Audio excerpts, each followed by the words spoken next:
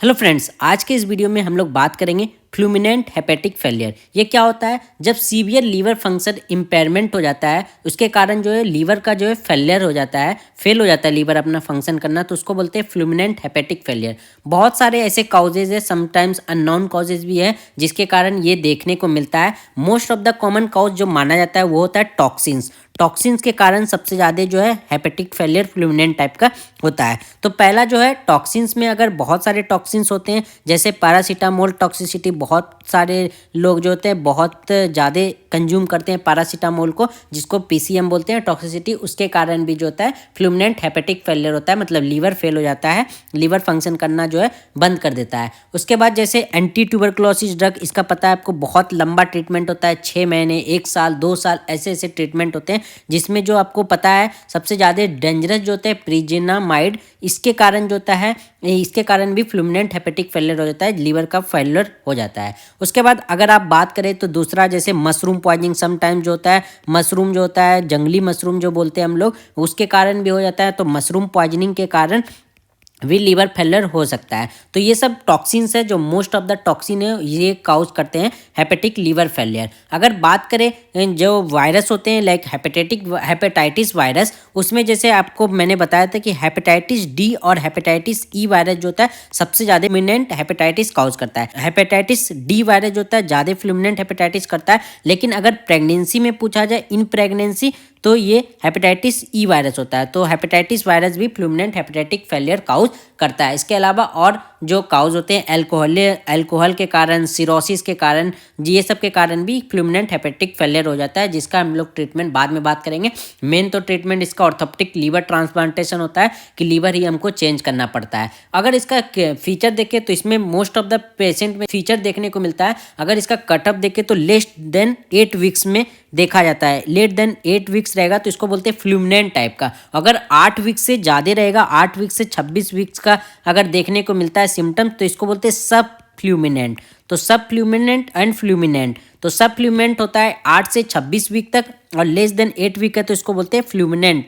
इसमें क्या होता है, ये तो लेस डेंजरस होता है, लेकिन ये बहुत ज़्यादा डेंजरस होता है क्योंकि बढ़ते जाता है और इस समय लीवर फेलियर हो जाता है। तो आपको जो फीचर दिखेगा पेशेंट में, वो सबसे ज़्यादा फीचर दिखेगा कोगुलोपैथी, मतलब ब्लीडिंग का प्रॉब्लम होगा पेशेंट में।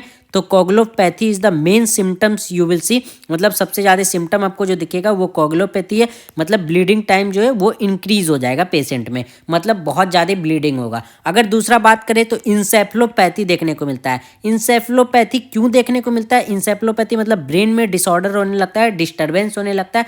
ये इसलिए होता है कि मोस्ट ऑफ, आपको पता है लीवर का क्या फंक्शन है? लीवर का फंक्शन है कि अमोनिया को यूरिया में कन्वर्ट करना। तो इस समय क्या होता है, अमोनिया जो है यूरिया में कन्वर्ट नहीं हो पाता है, जिसके कारण अमोनिया टॉक्सिसिटी हो जाता है, मतलब अमोनिया का लेवल बहुत ज़्यादा बढ़ने लगता है, जिसके कारण अमोनिया टॉक्सिसिटी हो जाता है। टॉक्सिसिटी होने के कारण ये हमारे ब्रेन तक चला जाता है, जिसके कारण हमें ब्रेन में कॉन्शियसनेस लॉस हो जाता है, जैसे यूफोरिया हो जाता है, स्लरिंग ऑफ वॉइस हो जाता है। तो आप यहाँ पे लिख सकते हैं यूफोरिया काउज करने लगता है, ये यूफोरिया हो जाता है। क्यों होता है इंसेफ्लोपैथी? तो आपको याद रखना है, अमोनिया का लेवल हाई हो जाता है, जिसके कारण इंसेफ्लोपैथी देखने को मिलता है।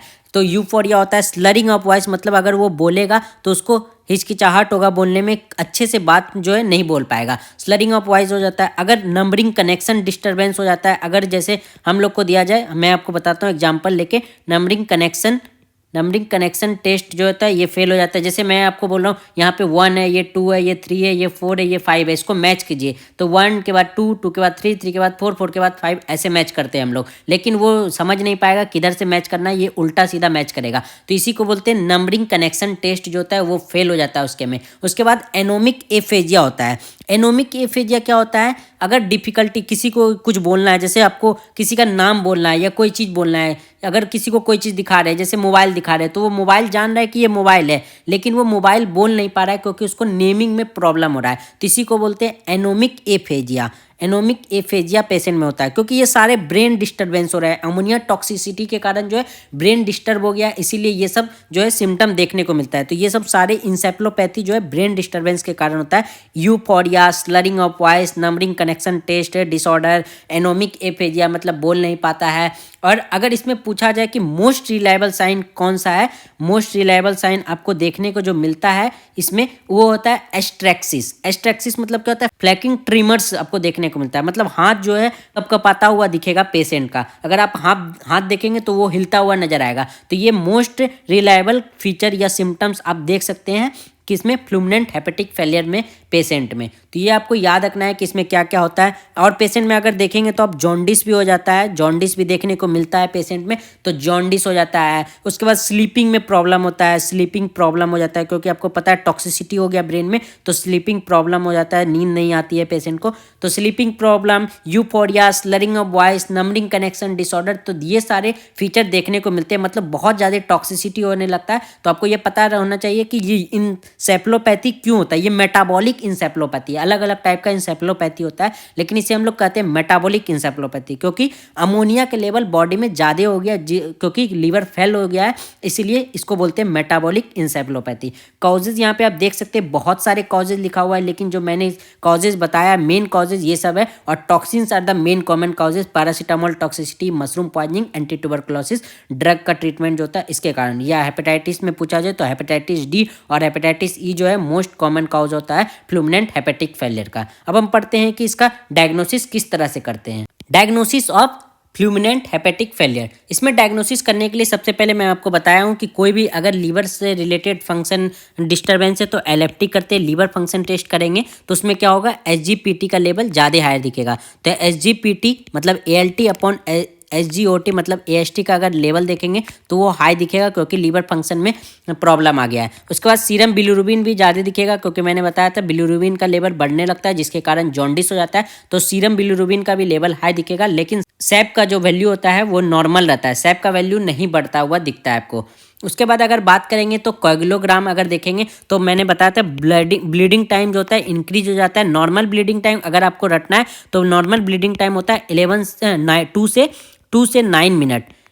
नॉर्मल ब्लीडिंग टाइम जो होता है 2 से 9 मिनट होता है, लेकिन इसमें जो होता है ब्लीडिंग टाइम इंक्रीज हो जाता है। अगर प्रोथ्रोम्बिन टाइम पूछे, पीटी अगर पूछे जाए तो ये भी इंक्रीज हो जाता है नॉर्मल कंडीशन में। तो आपको अगर याद करना है तो 11 से लेके 16 सेकेंड का होता है, लेकिन इसमें इंक्रीज हो जाता है। और अगर एपीटीटी पूछा जाए तो ये भी जो है इंक्रीज बाद में जब ज़्यादा हो जाता है, लेटर स्टेज में ये भी इंक्रीज होता है। ऐसे तो नॉर्मल में ये इंक्रीज नहीं होता है ज़्यादा में। अगर फ्लुमिनेंट ज़्यादा दिन तक हो गया, बहुत क्रोनिक टाइप का हो गया तो ये भी इंक्रीज हो जाता है। अगर नॉर्मल इसका पूछा जाए तो 30 से 45 सेकेंड होता है, लेकिन ये भी बाद में इंक्रीज हो जाता है। तो ये आपको दिखेगा ब्लीडिंग टाइम इंक्रीज होता है, प्रोथ्रोम्बिन टाइम इंक्रीज होता है, एपीटीटी इंक्रीज हो जाता है। तो ये सब कोगुलोपैथी के कारण हो जा रहा है क्योंकि ब्लीडिंग ज़्यादा हो रहा है इसमें। उसके बाद अगर हम बात करें तो उसमें सबसे बेस्ट इन्वेस्टिगेशन ऑफ चॉइस क्या होगा, क्योंकि मैंने बताया था इस डिजीज में सबसे ज़्यादा क्या होता है, अमोनिया कन्वर्ट नहीं हो पाता है यूरिया में। तो बॉडी में जो सीरम में ब्लड में अमोनिया लेवल रहेगा वो बहुत ज़्यादा दिखेगा, तो ब्लड अमोनिया लेवल जो है इंक्रीज दिखेगा। यही है इसका investigation of choice.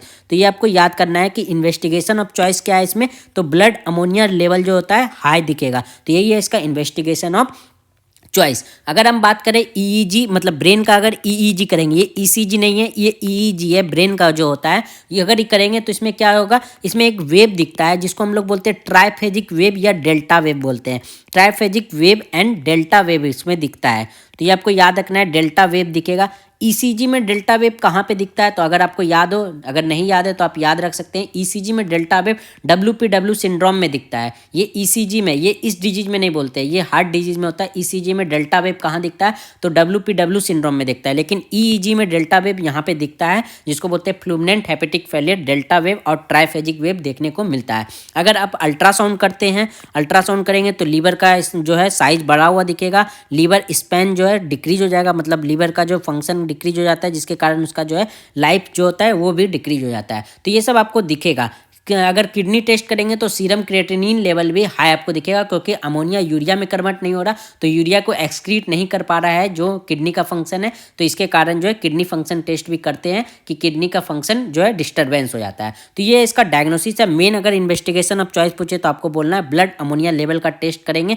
Blood ammonia level का अगर टेस्ट करेंगे, अमोनिया का लेवल अगर बढ़ता हुआ ज़्यादा दिख रहा है तो आपको ये सोचना चाहिए कि लीवर में कुछ प्रॉब्लम है, इसलिए अमोनिया का लेवल बढ़ रहा है। तो और इसका ट्रीटमेंट, लास्ट ट्रीटमेंट तो अगर सबसे लेटर स्टेज में पूछा जाए तो ऑर्थोप्टिक लीवर ट्रांसप्लांटेशन तो है ही, लेकिन अगर हम चाहें तो अमोनिया का लेवल कम करना चाहते हैं तो हम इसे लैक्टुलोज देंगे। फर्स्ट ऑफ ऑल कोशिश करेंगे लैक्टुलोज देंगे, जिसके कारण लैक्टुलोज का दो फंक्शन होता है। एक तो ये क्या करता है कि ये अमोनिया के लेवल को डिक्रीज करता है अमोनिया के लेवल को, और ये क्या करता है, ये डायरिया करता है। इसका साइड इफेक्ट है, साइड इफेक्ट इसका है डायरिया करता है, तो जिसके कारण इसका साइड इफेक्ट भी काम आ जा रहा है हम लोग को।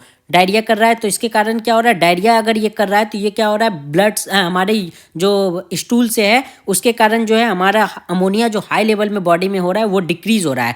तो ये दोनों इसका फंक्शन हो गया। एक तो इसका जो काम है अमोनिया के लेवल को कम करना वो भी कर दिया, और ये डायरिया के कारण जो इसका साइड इफेक्ट था उसके कारण भी अमोनिया के लेवल बॉडी में कम हो गया। तो अगर पूछा जाए आपसे ड्रग ऑफ चॉइस तो आपको ये बोलना है drug of choice fulminant hepatic failure. जब हमें अमोनिया लेवल बहुत हाई दिखे तो आपको ड्रग ऑफ चॉइस मानना है लैक्टुलोज उस पेशेंट को देते हैं। और एक लास्ट स्टेज का ये भी कर सकते हैं, इनिमा भी दे सकते हैं उसको, इनिमा दे सकते हैं, या ड्रग और कोई देना है तो रिफैक्सिमिन भी दे सकते हैं। रिफैक्सिमिन ड्रग भी यूज करता है, नेसोगेस्ट्रिक ट्यूब के द्वारा दिया जाता है। और अगर चाहे तो IV LOLA भी दिया जाता है। LOLA क्या है, तो यहाँ पे L जो है L और निथिनीन है और L एस्पार्टेट है, जिसको हम LOLA पढ़ते हैं, एस्पार्टेट है, तो ये भी दिया जाता है। तो LOLA भी दिया जाता है, लेकिन लास्ट स्टेज में इसका जो यूज किया जाता है वो क्या है, orthoptic liver transplantation. Orthoptic liver transplantation जो है लेटर स्टेज में, मतलब इंड स्टेज में हमको जो ट्रीटमेंट करना पड़ता है ऑर्थोप्टिक लीवर ट्रांसप्लांटेशन, क्योंकि लीवर फेलियर हो गया है और लीवर को हमें चेंज करना पड़ेगा। तो ऑर्थोप्टिक मतलब मैंने बताया था, ऑर्थोप्टिक का मतलब था वहीं पे लीवर चेंज करते हैं, और इसमें HLA मैचिंग का कोई भी जरूरत नहीं होता लीवर ट्रांसप्लांटेशन में। तो यही था फ्लुमिनेंट हेपेटाइटिस। आपको अगर कोई भी प्रॉब्लम होता है तो आप मुझसे क्वेश्चन पूछ सकते हैं। तो थैंक यू सो मच।